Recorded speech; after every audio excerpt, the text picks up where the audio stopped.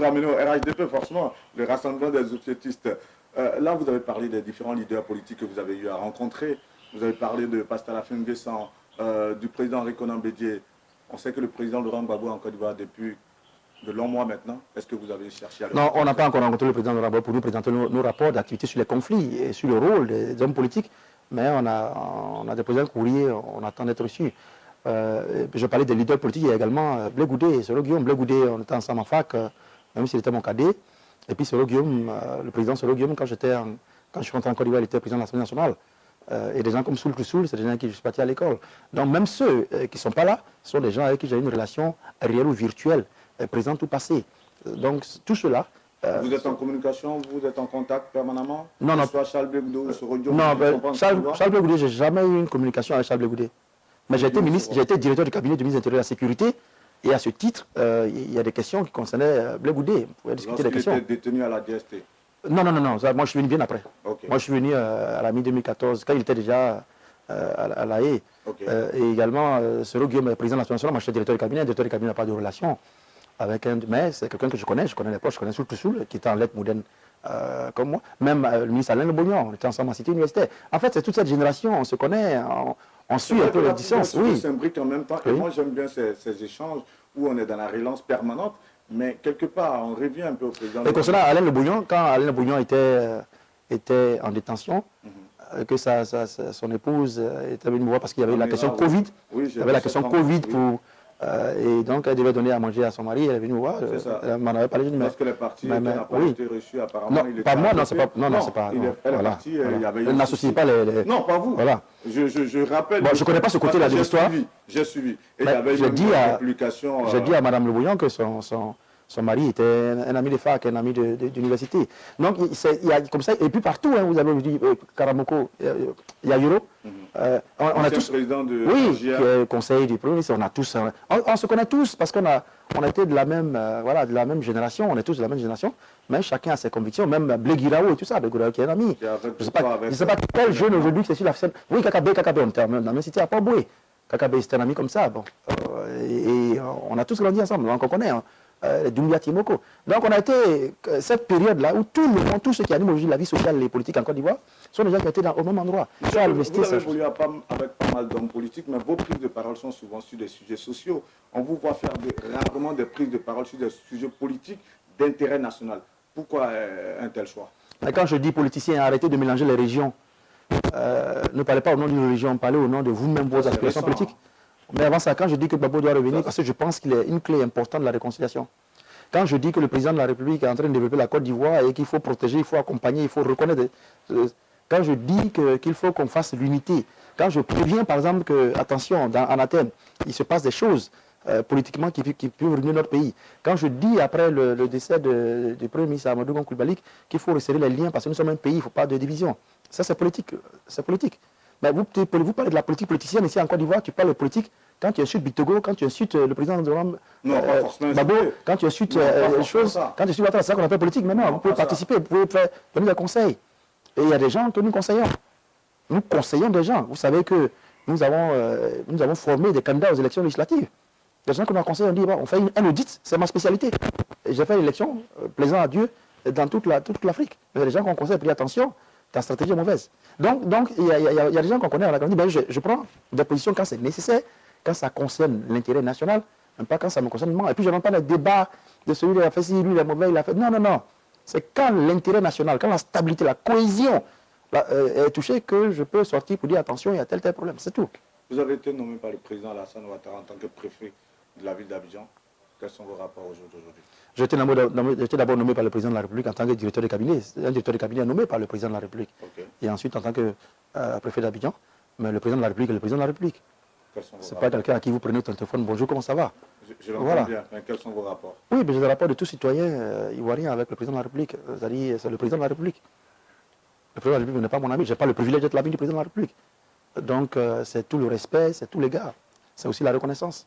Après votre démission, est-ce que vous n'avez pas pris langue avec son cabinet tout de même, même si ce n'est pas lui directement? Oh, je n'aimerais pas répondre à cette question. Je n'aimerais pas répondre à cette question.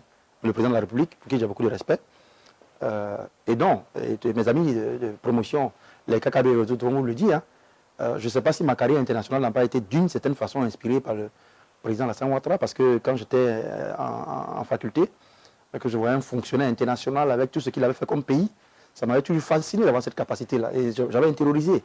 Donc, autant que j'ai du respect aussi pour la force de Bédié, pour la haine de Laurent Gbagbo, pour Pictogo, que les Ivoiriens connaissent très peu d'ailleurs, parce que j'ai eu à échanger, j'aime bien son côté, il est homme politique, mais il est direct, il vous dit ce qu'il pense.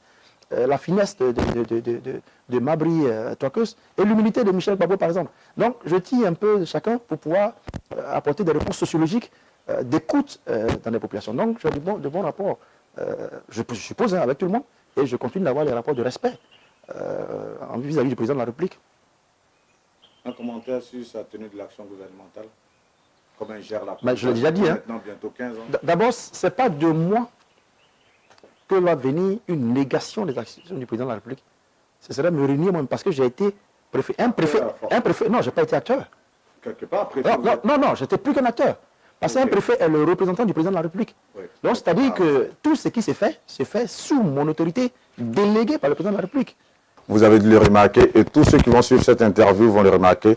Je tiens là en main un ouvrage qui est intitulé, donc l'auteur de l'ouvrage, c'est Vincent Toby Irié, Ahmed Bakayoko, le self-made man, recueil de témoignages sur Ahmed Bakayoko par Vincent Toby Irié. Vous l'aurez compris aisément, on va s'intéresser au chapitre Ahmed Bakayoko, ancien Premier ministre de Côte d'Ivoire, self-made man. L'auteur l'a dit, vous aviez des rapports particuliers. Avant qu'on s'intéresse un peu à quelques aspects de cet ouvrage, que j'essaie de décortiquer en quelques traits, si vous deviez parler de l'homme de manière synthétisée, en sortant bien entendu de cet ouvrage, parce qu'on sait que cet ouvrage est un recueil de témoignages, vous en avez tellement parlé de manière assez éloquente à bien des niveaux, avec des phrasiers qu'on va évoquer tout à l'heure lorsqu'on parle de l'homme volcanique et autres, mais là, on se détache de tout ça. Lorsqu'on dit Ahmed Bakayoko, qu'est-ce que cela évoque en vous? Beaucoup de souvenirs, en tout cas, beaucoup de souvenirs. Vous aviez une relation tellement fluide, il y a des moments où c'est difficile de réaliser. Ensuite, c'est un sentiment quand même de reconnaissance, c'est-à-dire de quelqu'un qui est assez ouvert, assez franc, assez direct, et qui donne à chacun l'opportunité d'expression. Il y a aussi un sentiment comment on dit ça, de motivation pour quelqu'un qui est venu d'un background difficile et qui a pu gravir les marches grâce à son travail, grâce à sa pugnacité, grâce à son pragmatisme. Donc, c'est des sentiments mêlés. Et Ahmed Bakayoko, il y a des sentiments aussi personnels, parce qu'Ahmed Bakayoko, il avait, avec tous ses entourages, une relation personnelle. Donc, vous pouvez être en groupe, vous savez tous que vous êtes amis d'Ahmed Bakayoko. Mais Ahmed Bakayoko a une relation avec chacun de vous que vous deux seulement vous connaissez. Donc, il peut être là avec vous sans que vous sachiez, par exemple, avec Toby, il a tel type de relation. Non, et il savait organiser. Et ça équilibrait les relations et les tensions autour de lui. Ça, c'était une de ses particularités dans la vie sociale. C'est en juin 2014 que vous le rejoignez, que vous entrez en Côte d'Ivoire pour travailler avec lui. Oui. Qu'est-ce qu'il vous dit qui vous convainc jusqu'à ce point? Parce que lorsque vous évoquez chaque fois votre carrière à l'international, vous dites « je gagnais beaucoup d'argent », mais Ahmed Bakayoko apparaît tout d'un coup dans votre vie et il vous demande de le rejoindre pour certainement peu, pour ce que vous deviez gagner. Qu'est-ce qu'il vous dit qui vous convainc jusqu'à ce point? Alors, je n'ai pas dit que je gagnais beaucoup d'argent à l'international, je dis que c'est des traitements qui étaient bien en termes de conditions de travail. Et ça, forcément. Mais je dis que je suis entré en Côte d'Ivoire parce que d'abord, il y avait en moi le désir de rentrer. Je me disais, je travaille avec des gouvernements dans des pays, et à un moment, il y avait l'appel du pays. Un jour, j'avais une mission avec le président Obasanjo du Nigeria à Johannesburg, en Afrique du Sud, et j'étais dans sa chambre. Il m'a appelé dans sa chambre, on s'est assis, et il m'a dit, mais est-ce que tu penses à retourner au pays?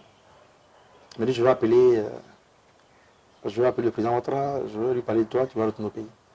On était déjà en 2012, et puis je me dis, mais je vais retourner faire quoi au pays? Ici, quand même, il y a une fonction internationale. J'avais de très belles perspectives, travailler dans différentes organisations, y compris les Nations Unies. Mais ça commence à tourner dans ma tête. Et un jour, par un concours de circonstances, quelqu'un, notamment Alain Kouadio, beau-frère de Ahmed Bakayoko, crée une relation de contact avec Ahmed Bakayoko en lui envoyant mon CV. Et en début 2014, Ahmed Bakayoko me demande de venir le voir, de quitter Johannesburg pour venir le voir. J'arrive, on a un entretien seulement de 10 minutes, je reprends mon avion, je retourne à Johannesburg.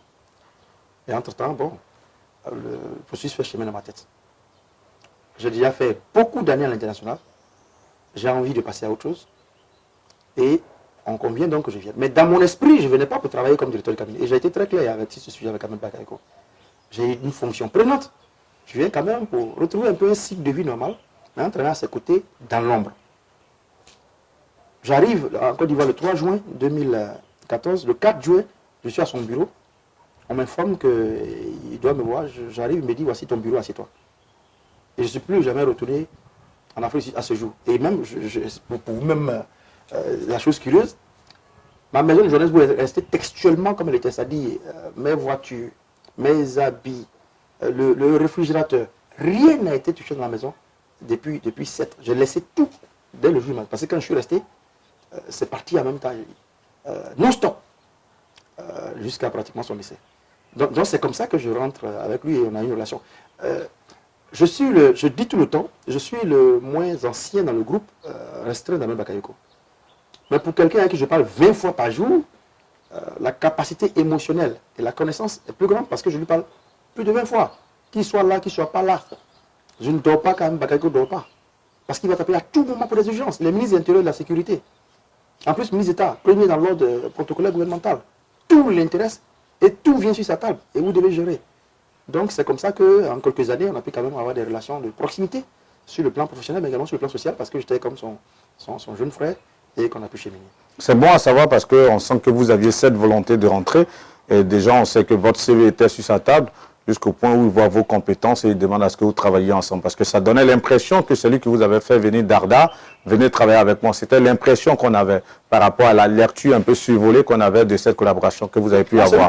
J'avais la volonté de venir, mais j'avais beaucoup de... Oui, celui qui vous a fait venir, le contact avait déjà été fait avec votre CV et tout. Et ça, c'est très important. Parce qu'il cherchait, j'écrivais déjà dans les chroniques de la Fraternité Matin, lui il cherchait. Ok. Et mon profil l'avait intéressé, mais moi j'étais hésitant au début. J'étais beaucoup hésitant, puisque le contact dont je parle a été fait longtemps avant, mais je n'étais jamais intéressé. Maintenant, après, quand il a demandé de venir, ça a prouvé là maintenant que c'était manifeste. Et il a accéléré le processus pour que je revienne. Parfait. Donc, je lui dois d'être rentré en Côte d'Ivoire parce que ce que je voulais faire n'était que théorique pour moi, sans savoir exactement où j'allais poser mes valises en Côte d'Ivoire. Donc, je lui dois de m'avoir fait revenir en Côte d'Ivoire. Donc, c'est lorsqu'il décède que vous lui consacrez cette trouvaille biographique. Et en prélude, vous dites, le 16 janvier 2021, je regardais le journal de la télévision nationale. J'ai été saisi par une fraction de seconde d'un arrêt sur image et j'ai envoyé ce message et cette capture d'écran que j'ai faite à Ahmed Bakayoko. Et le message en question, je le lis. Bonsoir grand frère, j'ai vu à la télévision que tu es de retour et que tu as reçu le PR chez toi à Bobo. Bon retour. La RTI, donc Radio-Télévision Ivoirienne, a fixé pendant une seconde ton image sur laquelle tes yeux étaient dans le vide. C'est comme si tu étais préoccupé. Ce regard absent, ce n'est pas toi. J'espère que tu n'as pas encore de pression politique interne. Porte-toi bien. Ma première question, qu'est-ce qu'il vous répond? Il ne répond pas. Il ne répond jamais à Ahmed Bakayoko au message. Il ne répond pas oui, non. Il ne répond jamais au message. À moins qu'il y ait une instruction claire, Toby, appelle-moi, Toby, tel machin, mais il ne répond pas. Je ne sais pas s'il le fait pour les autres. Hein. Bah, justement, ce message tombe curieusement au moment où vous aviez déjà démissionné, quelques mois auparavant. Et vous dites qu'après votre démission, vos rapports étaient distendus. Malgré cela, vous prenez sur vous de lui envoyer ce message. Il ne répond pas, peut-être quelque part, il se dit, mais ce mec qui nous a lâchés au moment où on avait le plus besoin de lui, qu'est-ce qu'il a à se préoccuper de mon état de santé ou de mon regard qui est vide quelque part, non? Non, pourquoi ça, pas Ahmed Bakayoko, ça, non. Ça, c'est pas Ahmed Bakayoko. Ahmed Bakayoko n'auront jamais une relation d'une certaine nature, notamment pour ça, ils n'auront jamais. Ahmed Bakayoko est quelqu'un qui fait la part des choses entre son émotion et le travail. Il est très, très stratège. Il maintient toutes ses relations, quel que soit l'état dans lequel ces relations sont. Ce n'est pas Ahmed Bakayoko. C'est pas parce que vous avez quitté un système comme Ahmed Bakayoko, vous vivez, ce n'est pas possible. Et pourtant, moi je reprends un mot hein, parce que j'ai votre ouvrage en main. Et pourtant, vous dites justement à la page 19, lorsque j'ai pris mes distances de la vie publique, il n'a pas apprécié. Oui. Ahmed savait ma liberté de penser, mon indépendance d'esprit. C'est peut-être pour cette raison que notre relation intellectuelle et affective, fin de citation et autres. Après, vous dites, Et une croix de ragoteurs et de colporteurs se sont mêlés de notre dernière divergence comme il fallait s'y attendre. C'est ce qu'ils ne savent pas, c'est qu'après plusieurs mois de bruit, le grand frère et le petit frère se sont parlé, se sont compris, ont communiqué par différents canaux, même quand il était à l'hôpital Outre-mer. C'est dit que quelque part, quand même... Vous me donnez raison, je dis, Oui, il y a une relation. oui, mais quelque part, quand même, il y a eu ce moment de froid qui a pu s'installer. Écoutez, Ahmed Bakayoko demande à un jeune collaborateur de venir travailler avec lui, qui quitte ses fonctions. Lui-même, peut-être qu'il se pose des questions. Et puis, bon, il y a tout ce qui rentre, parce que quand même, la République fonctionne comme elle fonctionne. Quelqu'un qui fait venir quelqu'un, et après, il y a des situations, on se pose des questions. Et donc, et entre-temps aussi, la Côte d'Ivoire, tous les ragoteurs qui rentrent au milieu, Ahmed, tu as vu ton petit, tu as vu, tous les ragoteurs, mais Ahmed, tu as toujours prendre la licence. Parce qu'aucune des personnes autour d'Ahmed Bakayoko ne sait quelle relation j'avais avec Bakayoko à chacune de mes fonctions, même quand on était en fonction. Aucune, parce qu'il y a une relation, comme je dis, directe. Donc, quand je lui envoie le texte où je sens que ça ne va pas, il ne lit pas tous les sujets sur lui, il ne répond pas. Mais un jour, il vous appelle, soit au bureau, soit vis-à-vis pour dire, tu m'avais envoyé un message il y a 2 mois. En fait, ce que j'ai voulu dire, c'est que. Mais jamais il va vous répondre un message pour dire, tu t'es absent. Il va dire, oui, d'accord, je m'excuse. Ou bien alors, je n'ai pas compris. Non, non, non, non, non. Il va vous appeler pour ça. C'est comme ça qu'il fonctionne. Même si j'ai une urgence professionnelle, en tant que directeur de cabinet d'Ahmed Bakayoko, que je lui dis, attention, nous avons des informations de risque de la sécurité sur la sécurité dans telle localité, il ne va pas répondre. Pour parler de réponse, justement, lorsqu'il était à l'hôpital, vu que vous étiez en contact, est-ce qu'il a pu répondre tout de même, que vous échangez? Oui. Et il vous a dit quoi? Non, je ne le dirai pas ici. Vous ne le direz On est pas? en contact depuis quelques mois avant qu'il y ait des rumeurs sur sa maladie. Voilà, et on est en contact. Et même d'ailleurs, demain, 17, c'est mon anniversaire. Et le 17, comme je le faisais depuis que je suis entré en Côte d'Ivoire, il me donnait des cadeaux particuliers. Et cet anniversaire-là, il m'a fait des cadeaux très particuliers au moment où moi je ne m'y attendais pas. Et il a envoyé quelqu'un pour me faire des cadeaux très particuliers à l'occasion de ce 17 novembre, il y a 1 an. Et c'était quoi le cadeau? Non, je ne veux pas le dire ici. Mais il m'a fait... Mais il y a beaucoup de choses au final que vous ne dites pas aujourd'hui, que vous ne dites pas lors des interviews, M. Vincent Tolurier. Il y a des relations... Ce cadeau n'était pas assez marquant au point où vous ne pouvez pas en parler. Il y a des relations affectives, fraternelles qu'on avait des gens. Et ce n'est pas dans le cas d'un décès que vous venez dire certaines choses. Et pour moi, bon, c'est pas le cadeau qu'il a donné. C'est l'opportunité du cadeau dans un cadre où les gens pensaient que, bon, Vincent Tolurier, Ahmed Bakayoko, ça ne va plus. Et donc, il fait un cadeau comme il a fait chacune des années. Et c'est la communication que nous avons ensuite. Donc, nous avons eu des relations avec ça. Parce que dans tous les cas, tout ce que je prenais comme sujet, il n'y répond pas. Et il allait trouver le moyen de m'appeler pour nous asseoir, pour dire, tu avais dit telle chose là, qu'est-ce que ça voulait dire? Il y a tel élément. Qu'est-ce que tu penses de ça? Qu'est-ce que tu penses de ça? Tout le temps. Et quand j'en parle aujourd'hui, je suis très heureux d'en parler parce qu'il y a une seule personne qui est témoin de tout ce que nous faisions avec Ahmed Bakayoko en termes de tension, de travail, de complicité, c'est son épouse. Elle est témoin parce qu'elle est toujours au milieu de nous. Chaque fois qu'il y a ce type de situation, elle est traitée, elle est témoin de tout ce qu'on a eu et de l'appréciation. Vu que vous évoquez vos rapports aujourd'hui. Avec son épouse? Avec, ouais, Yolande, son ex. Oui, je suis en rapport avec Yolande. Vous échangez régulièrement? Je suis en rapport avec Yolande. Vous échangez régulièrement? Je suis en rapport avec Yolande. Je reviens sur le message que vous lui avez envoyé. Il y a un fait qui sonne forcément, vous dites, j'espère que tu n'as pas encore de pression politique interne. Il en avait beaucoup les pressions politiques internes. Oui, je soupçonnais, je pense, parce qu'il a gardé Ahmed depuis toujours. Ahmed, je le dis, c'est un boulot du travail. Il y a des questions qu'on lui confie, pour lesquelles il doit donner des résultats. Et on était dans un cadre où il y avait beaucoup de rumeurs sur sa primature, sur des problèmes. Et moi-même, ayant travaillé, ayant été délégataire de sa pression, quand j'étais directeur de cabinet, je sais qu'il y a une situation. Voilà, et là, on sortait des élections présidentielles qui avaient été difficiles. Il y avait une amorce de dialogue avec l'opposition. Et il était à la manœuvre. C'est lui-même qui avait reçu, vous vous rappelez, à son bureau. Ou alors des pressions internes au RHGP, je ne sais pas. Mais je savais. Quand je le regardais, ce n'était pas Ahmed. Je su que quelque chose se passait. Parce qu'il peut être fatigué tout de suite, on le sait. Et on pouvait même deviner, anticiper pour dire, attends, ce monsieur, aujourd'hui, il ne va pas produire. Ou alors ce texte-là, il a signé, il ne faut pas l'envoyer parce qu'il n'a pas signé en pleine... voilà, parce que peut-être... Mais du moment où vous le sentiez très fatigué, pourquoi vous ne lui avez pas conseillé de se retirer tout de même pour se reposer? Mais je connais Ahmed Bakayoko dans ma relation que je vous ai expliquée, mais il est Premier ministre de la République de Côte d'Ivoire. Il a des réalités qui sont très loin de ce que nous savons. Ces réalités, c'est quoi? Mais c'est les réalités, c'est des contraintes administratives, c'est des situations, vous direz une pléthore de situations. Ça, je ne le connais pas, je n'ai jamais été à ce niveau de responsabilité, je n'ai jamais été dans ce cabinet de Premier ministre, donc je ne sais pas. Mais je constate qu'il y a problème. Une simple fatigue qui l'amène 2 pieds sous terre, et forcément, c'est clair que vous n'allez pas déroger à votre règle, mais je me permets tout de même de vous poser la question, parce qu'il y a tout un mystère qui plane autour de son décès. Quel commentaire vous en Moi, je faites? voudrais que vous rectifiez un peu. Quand on parle de même Bakayoko et 2 pieds sur terre, ça me paraît un peu lapidaire pour le décès de quelqu'un qui a marqué la Côte d'Ivoire. Peut-être que le thème peut être un peu trop relâché, je m'en excuse, certes. Il est décédé. Mais après, voilà, il est décédé. Et puis moi, je n'ai pas dit quand même Bakayoko a décédé de fatigue. Je dis, j'étais... Non, j'ai dit pour une simple fatigue, parce qu'on C'est en pas moi a qui l'ai parlé. Non, c'est ce qui avait été... Oui, c'est ce qui a été moi, je suis devant mon écran, je regarde la télévision, mon grand frère que je vois tous les jours, dont je connais les réactions, les anticipations, les joies, les éclats de rire, les collègues également, quand je le regarde, je sais que ça ne va pas. Donc je lui dis ça ne va pas. Il ne répond pas. Quand il ne répond pas, ça me confirme qu'il y a un problème.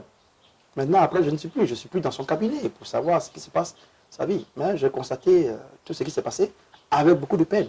Et d'ailleurs, c'est ce livre-là, c'est une sorte de guérison de la peine qu'on a senti, que j'ai personnellement senti, de rendre hommage. Parce qu'il est décédé, il y a eu des bruits autour, et j'ai constaté que les gens ne connaissent pas même Bakayoko. Donc j'ai pris l'option, pas d'écrire une hagiographie, ni une bibliographie, ni un livre scientifique sur lui, j'ai pris l'option de raconter des jours de travail simples dans ma perspective. Je reviens sur le mystère, votre commentaire. Il y a un mystère qui plane autour de sa mort. Votre commentaire. Moi, en tout cas, j'ai entendu un communiqué officiel qui est sorti et qui a dit, qui avait dit les raisons de sa mort. Je m'en tiens à ça. Nous sommes à la page, à l'une des pages, vous dites, c'est pas, la pagination n'est pas faite, mais vous dites, le bon ministre m'a répondu tout sec, Monsieur Toby, vous n'êtes que directeur de cabinet, vous n'êtes pas ministre, donc ne m'appelez plus directement.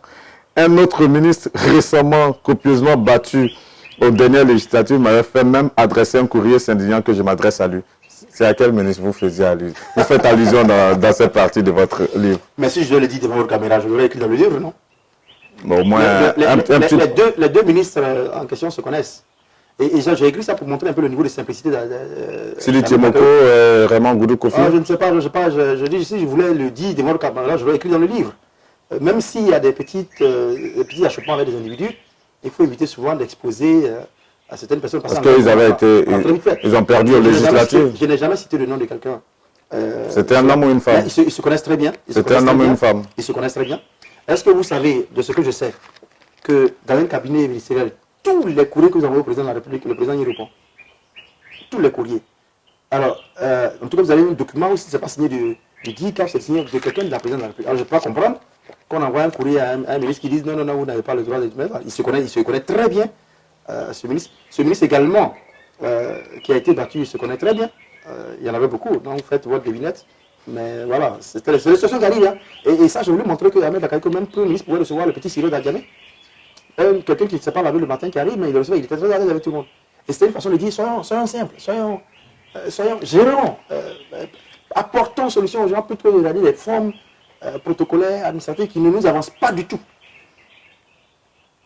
Parfait.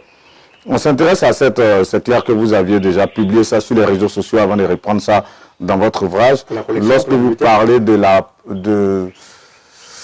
on va dire le mot, il est tout employé, de son caractère volcanique. Beaucoup vous ont reproché cela. Ou dans son intonation, il disait Toby, et vous avez trouvé qu'il était volcanique. On vous a reproché cela sur les réseaux sociaux. Comment est-ce que vous avez ressenti on m'a reproché cela? Oui, il y a beaucoup qui ont trouvé que le fait de le présenter sous cet angle n'était pas assez sympa de votre part. Ah, j'ai pas vu ça, mais ce serait vraiment dommage parce que quelqu'un qui n'est plus avec nous, vous le faites revivre dans la souvenir, dans la mémoire.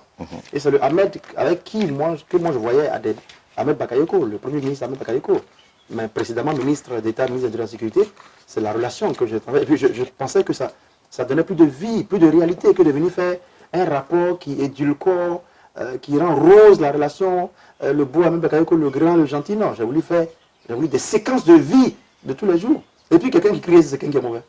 Non, il a une pression, il est ministre d'État, ministre de la Sécurité. Est-ce que vous pensez que c'est la meilleure manière de manager des hommes bien de... Non, mais chacun se travaille, même vous-même.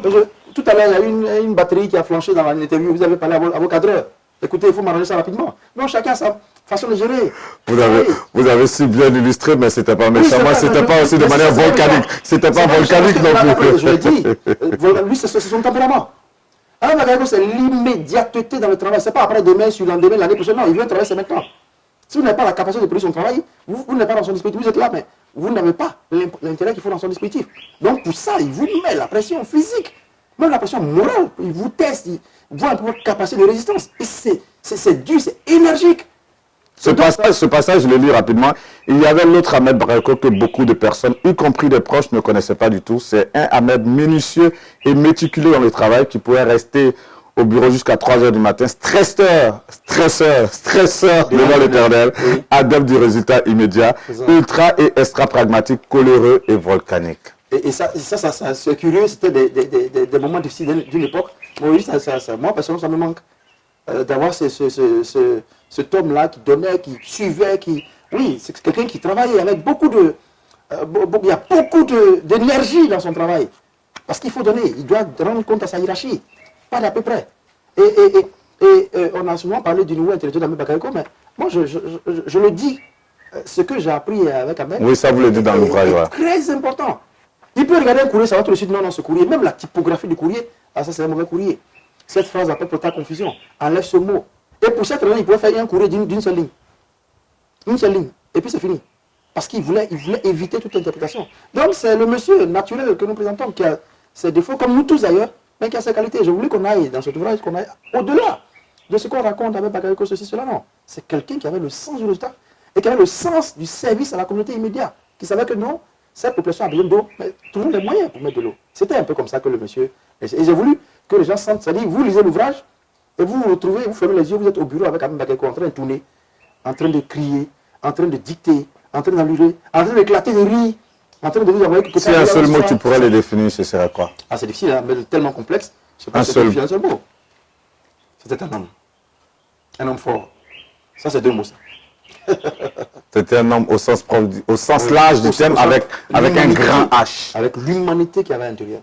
Cette générosité qu'il incarnait. Parce que la générosité a trop encadré le... Tout Ahmed Bakayoko, non, je sais, après, parce que vous avez parlé d'humanité. Moi, je parle de l'homme tout court. C'est-à-dire, la générosité dont on parlait n'était que le reflet de son humanité.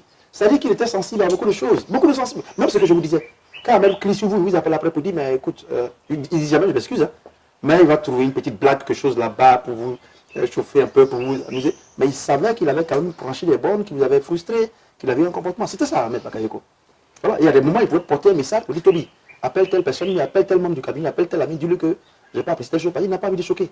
Donc c'est un homme, au sens H, avec toute l'humanité, et on aimerait avoir ce type de personnes qui sont eux-mêmes, pas travestis, pas retournés, pas des gens qui montrent un visage qui n'est pas leur visage en réalité, mais qui transpirent cette joie, cette communication d'une chaleur, laquelle chaleur permet de construire des bâtis, des sociétés stables.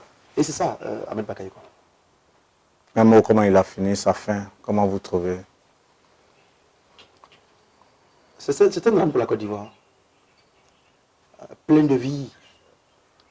C'est un drame pour la Côte d'Ivoire. Et il y a toujours beaucoup d'émotions qu'on en parle. C'est un drame pour la Côte d'Ivoire. C'est un drame que Ahmed Bakayoko soit parti si jeune, je le dis, avec autant de capacités internes. Quoi, 56 ans? C'est terrible. C'est terrible. 2 jours après avoir fêté son anniversaire, ouais.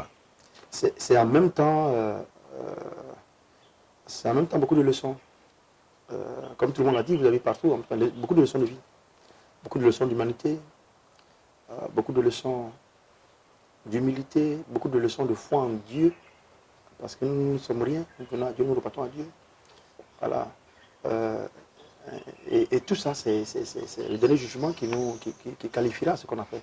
Et Ahmed Bakayoko, jusqu'aujourd'hui, c'est des leçons qu'on t'enseigne, ça a été des leçons apprises, une vie, mais c'est également des leçons même après son décès. Et je pense, moi je le dis, il y aura beaucoup de livres sur Ahmed Bakayoko. Actuellement, il y en a 3 ou 4 comme ça qui sont déjà sortis. Parce que c'était une vie particulière. Et il y aura beaucoup de... Oui, parce que vous avez parlé aussi d'un jeune homme qui s'essayait à écrire sa biographie, qui est devenu après son collaborateur à la mairie d'Abobo. C'est ça. Et cette personne, il lui avait permis de faire ce récit de vie. Au final, il avait abandonné parce qu'il n'aimait pas qu'on parle de lui au présent, il n'aimait pas qu'on lui impute des ambitions. C'est ça. Il avait peur de quoi au final? Oh, je ne sais pas de quoi il avait peur, mais ce livre nous avait beaucoup stressé parce que le jeune homme, il écrivait le livre et quand il avait des chapitres validés, c'était Ahmed Bakayoko ou moi. Et le jeune homme qui nous asseyons pour valider, non, enlever telle chose, voici tel axe, interroge telle personne, non, il faut aborder tel aspect. Et puis au final, un beau matin, il s'est dit, bon, c'est pas la peine, on laisse tomber. Quand le livre est terminé, quand on a fait des mois de réunions, et que le jeune homme a fait des interviews. Moi, je ne sais pas, il a abandonné un beau matin et puis c'est fini. Je ne crois même pas que Ahmed Vivant aurait accepté que moi j'écrive un livre sur lui pour faire des témoignages. Ça aurait été flagonneur, flatteur, des mots dedans. Bon, c'est sûr qu'il n'avait pas aimé des chapitres, qu'il allait aimer des chapitres. Et que ça allait être interprété. Je ne sais pas pourquoi. Mais quelque part, même s'il ne le disait pas de manière ouverte, de son vivant, on lui prêtait beaucoup d'ambition. Est-ce que ces ambitions ne lui ont pas porté quelque part préjudice?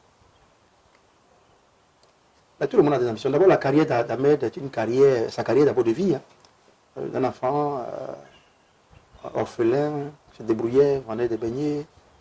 Il a fait les écoles d'Adjamé. Il rentre à l'université dans un contexte de crise, de chute, de chute du bloc communiste, du multipartisme. Il y a les questions du syndicalisme. Il rentre dans la vie. En tout cas, son parcours parle pour lui. Mais est-ce que quelque part, ces ambitions légitimes qu'il aurait pu avoir ne lui ont pas porté préjudice? Ça, c'est quelque chose que je dis. Tout homme a une aspiration. Qui sommes-nous tout le temps à juger de ce que les autres veulent? Il n'y a pas de jugement là. Non, non, non, bien sûr, parce que c'est le jugement qu'on fait. Vous-même, on a commencé cette interview avec un jugement. Vous voulez être ça, vous voulez faire ça. Mais est-ce que les gens ont aussi peur d'une ambition?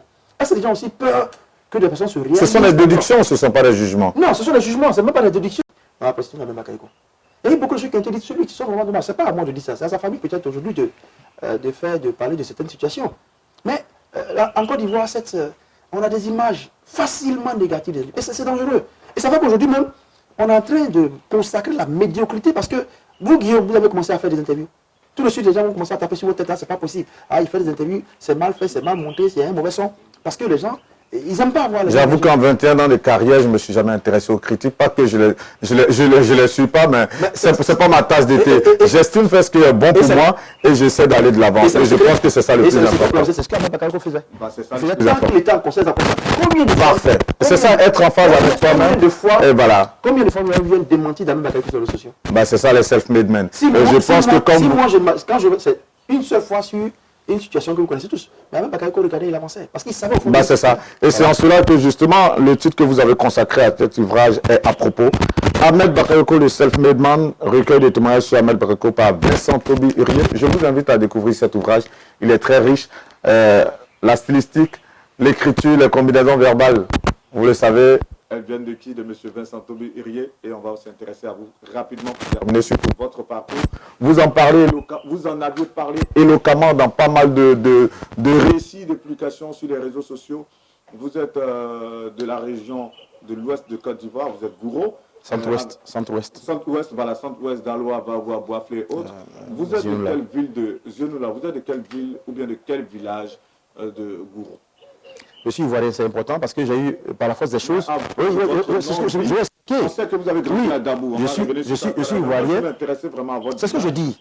Je suis ivoirien, ça veut dire j'ai eu la chance de combiner beaucoup de cultures de Côte d'Ivoire. C'est-à-dire que je viens de Bangofla.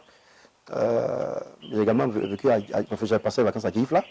Mais la terre de mes ancêtres, c'est Irifla. Irifla. Et donc, de Irifla, mes parents sont allés à Bangofla et puis après ils sont à Dabou et ils ne sont plus partis jamais de Dabou. Donc je suis né à Dabou moi. Je suis né à Dabou, c'est là-bas ma vie à Dabou. Et de Dabou, je suis venu ici du côté d'Abidjan. J'étais à l'université, mais j'étais également en vacances dans les villages brillés. Votre passage à Dabou par rapport à votre parcours scolaire, est-ce que vous pouvez en parler brièvement? Je suis né à Dabou, c'est le bac qui m'a fait quitter Dabou pour venir à l'université. Justement, votre parcours scolaire, le premier cycle, le second cycle. Que j'étais comment? Que j'étais... Non, loin de là. Non, vous étiez dans quelle école? Et puis peut-être que voilà, quelques entrefaits de votre parcours scolaire quand même. Et puis ensuite j'ai fait le lycée moderne, la colline verte. Beaucoup de gens se reconnaissent là. Le collinois, il y a quelqu'un qui me l'a soufflé une fois. Donc le EPP Plateau, le collège moderne 1, je ne sais pas, il a pris un autre nom aujourd'hui, et puis la colline verte. Et donc de là-bas j'ai eu le bac et je suis venu à Abidjan. Mais avant ça, je faisais déjà les vacances dans les villages ébriés. Je me suis installé à Abidjan dans les villages ébriés. C'est là que j'ai pris encore la culture à Tchan. Je suis intégré aujourd'hui comme Tchagba. Tchagba, c'est une des générations régnantes aujourd'hui chez les Tchans, qui me reconnaissent comme tel. Et donc j'ai eu la chance, mon premier poste c'est Tiémé, chez les Odineka, où j'ai eu tellement de bénédictions.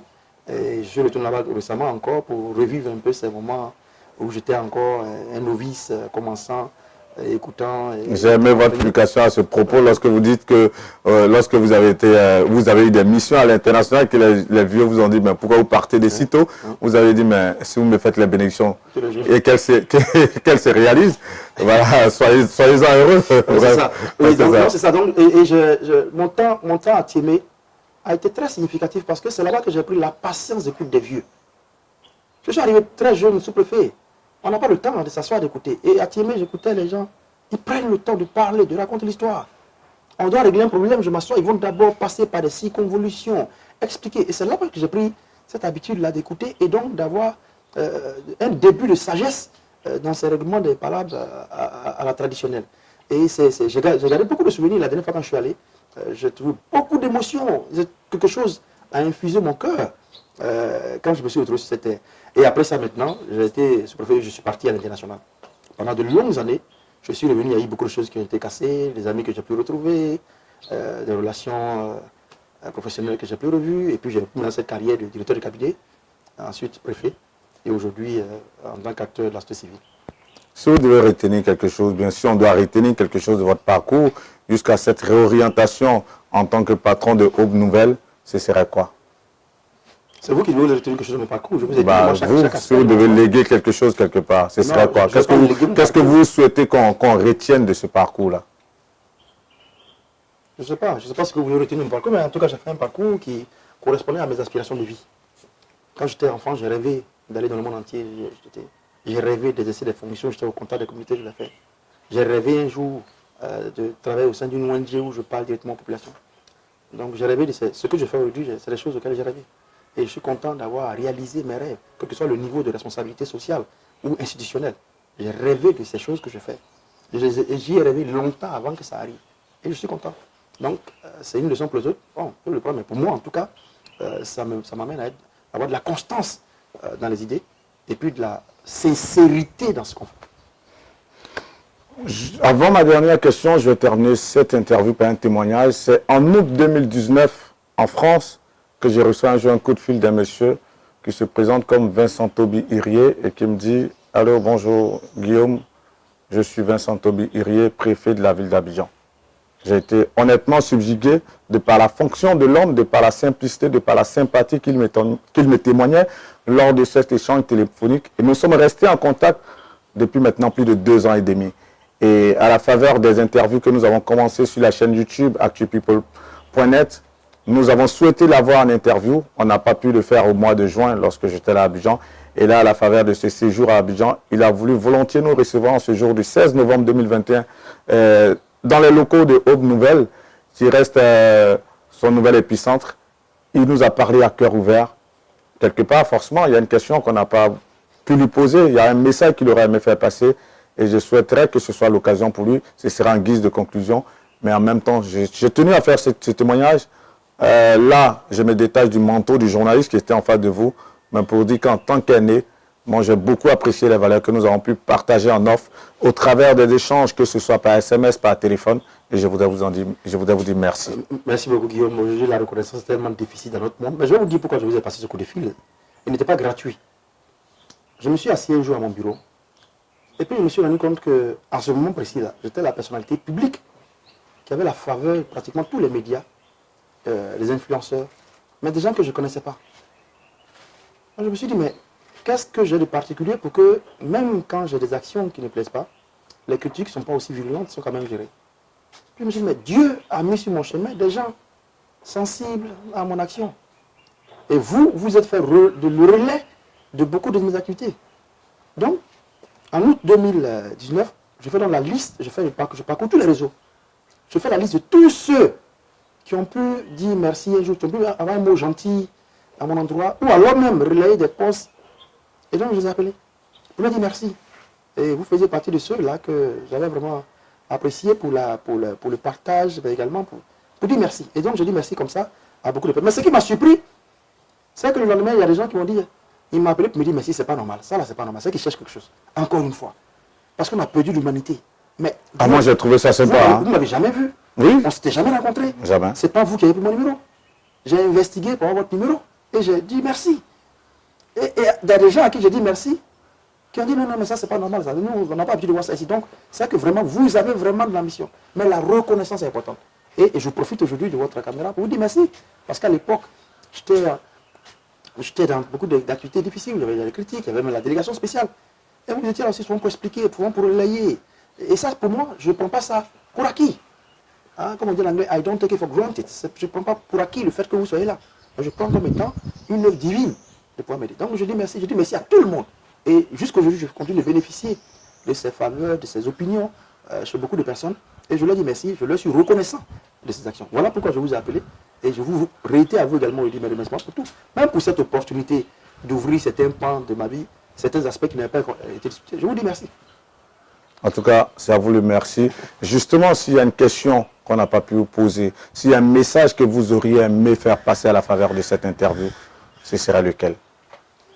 Alors, je pense qu'on a abordé tous les sujets. Hein. Je suis content de m'adresser aujourd'hui parce que aujourd'hui, avec les activités de terrain, on a moins de temps pour les interviews, pour les émissions télé. On fait une télé peut-être pas tous les 4 mois parce qu'on est sur le terrain. Et c'est à vous que je dis merci. On a ouvert des pans pour savoir un peu, pour comprendre.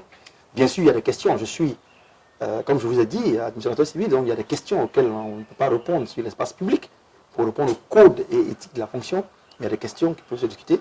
Mais peut-être qu'il y aura des opportunités. Donc je vous dis merci pour m'avoir donné l'opportunité de passer des messages et d'avoir fait découvrir certains aspects peut-être ignorés par certaines personnes. C'est à vous le remerciement. C'est moi qui vous dis merci.